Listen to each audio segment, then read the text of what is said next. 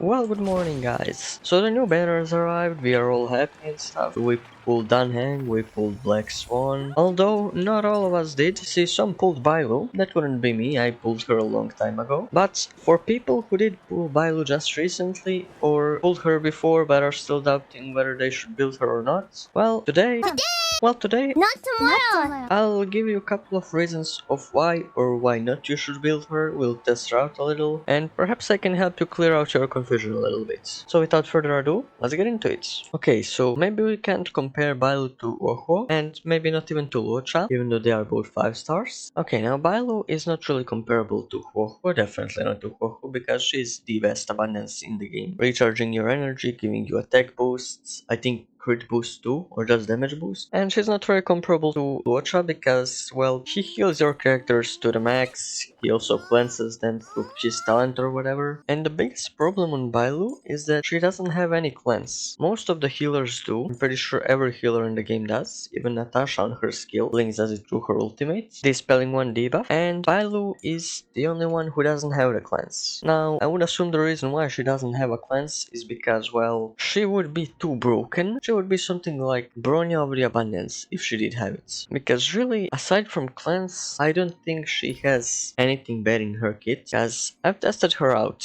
and when compared to Bailu, that healing is insane. So first let's go over her skill, okay? It's, I think, a bit less in scaling than Lynx's, or maybe not. Lynx actually has less scaling than Bailu, but the Bailu also only heals ally once, but it bounces off. Now, some people might not like that because they would think, oh, this is an RNG, but then again, you do get to choose your first, the highest healing, and then it bounces off 2 times, so you get 3 heals instead of 1. Yeah, sure, second 2 are not selectable on where you want to put them, but still, that's more healing. Now, I'm not sure how Luocha stands in that category, but Lynx only heals once through her skill, and she applies taunt to the character if they are destruction or preservation, but the healing is just at least triple times less than that of Bailu, and that's fine, that's just the skill, but the real reason I want to stand to defend Bailu is because of her ultimate. Now, it heals roughly the same amount as Lynx. Yeah, it's something like that, 11.2% plus 252. But what I really like about Bailu is that instead of continuous healing, on Bailu, Invigoration activates when your character gets attacked. So for example, enemy attacks my character and then they instantly heal. Instead of taking 1000 damage, they will just take like 200 because they would heal for 800. And after testing it out,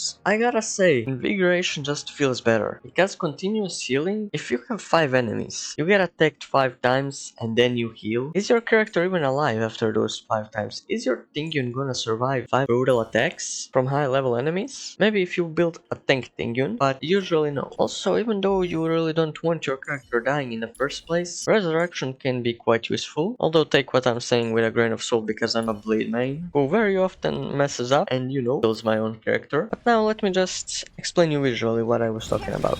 Okay, so we're in battle now. I think Bailu is pretty skill point positive because she doesn't even have to use her skill very often, but in emergency case, do not hesitate to use it, because often you will find yourself needing one. But generally speaking, you can just spam basic attacks, use ultimate once, and if the boss attacks me, I will demonstrate what Invigoration does, and why I think that's actually better than Lynx, although I don't think this guy is getting to attack me. Yeah, I gotta hold back, would you mind?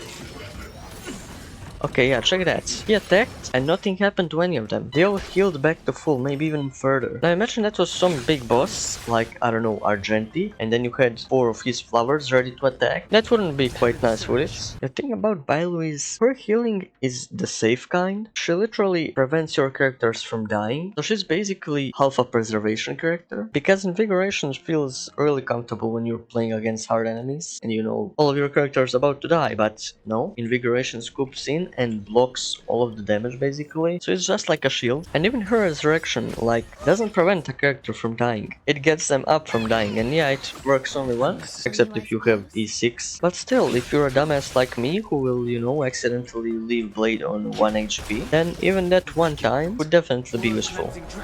Okay, so yeah, this is the only downside of Bailu. Cleansing. When someone imprisons your character or puts any effect like that on them, you can't count on Bailu. What you can count on, all your characters surviving. that was just a lot of HP. She got healed twice, 1.5k, 1.6k, something like that. And you know, that's enough. She's basically full HP. And then we get to use her ultimates. Now, no matter who gets attacked, they will just heal with invigoration. Let's let the boss attack us. Yeah. So she got and now she got imprisoned, but she blocked that damage, and that often saves a character because that healing is way more consistent than continuous healing, where instead of reacting to enemies' attacks, you gotta wait for your character's turn. You don't know whether that character's turn is gonna come at all, so to protect them before their turn just makes sense. But then again, the biggest downside of Bailu is no cleanse. Although if you have Bronya, a little bit of that problem is negated, you could say. So if you don't have any limited 5-star characters, or if you just don't want to play your links, I would definitely encourage you to build your Bailu if you have her, because even though she's not the best abundance character, arguably second worst only to Natasha, and that's only because Lynx has a cleanse. If Lynx didn't have a cleanse, Bailu would definitely be way better. But even now, when Lynx is, well, Lynx, still, I think Bailu just feels more comfortable to play, aside from the times when you really need cleansing, but for keeping all of your characters safe and just going for the raw healing, which is what the abundance was made for basically, healing pets. For just the pure healing, I think Bailu is a really solid option, and if you have your Bailu, go for it. Make a 2-dragon team, High Elder and New High Elder. So yeah, I hope you guys enjoyed the video. If you did, please leave a like, subscribe, and as always, see you tomorrow. Bye!